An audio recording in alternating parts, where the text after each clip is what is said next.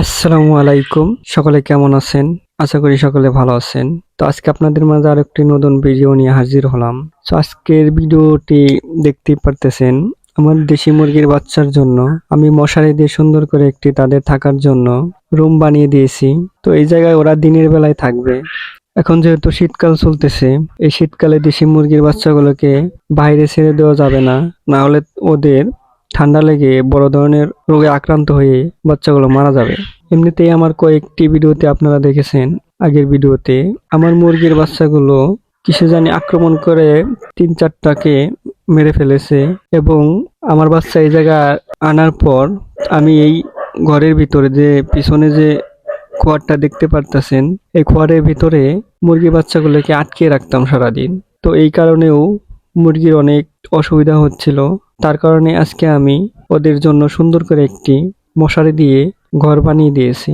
দেখতেই পারতেছেন বাচ্চাগুলো কি সুন্দর মাটির মধ্যে খেলা করতেছে। তো অনেকদিন পর মাটি পেয়ে ওরা অনেক খুশি হয়েছে মনে হচ্ছে, মাটিতে খেলাধুলা করতেছে। তো দেখতেই পারতেছেন বাচ্চাগুলো কি সুন্দর করে ঘাস খাচ্ছে। তো আমার দেখেও ভালো লাগতেছে। তো মুরগির বাচ্চা এতদিন পর তারা একটু খোলামেলা জায়গা পেল। আপনাদের যদি দেশি মুরগির বাচ্চা থাকে তো শীতের মধ্যে খুবই সাবধানে রাখবেন, খাবার দাবার দিবেন ঠিক মতো, পানি চেঞ্জ করে দিবেন, একদিনের বেশি পানি রাখবেন না এবং কি এই শীতের মধ্যে আপনারা খোলামেলা ছেড়ে দিবেন না, একটু আবদ্ধ করে রাখবেন, তাহলে বাচ্চাগুলো সুস্থ থাকবে। আমার ভুলের কারণে আমার দেশি মুরগির বাচ্চাগুলো মারা গিয়েছে। একত্র আমি বড় মুরগির সাথে একসাথে রাখছিলাম, তো তার কারণে ঠুকরিয়ে খুব খারাপ অবস্থা করে দিছিল।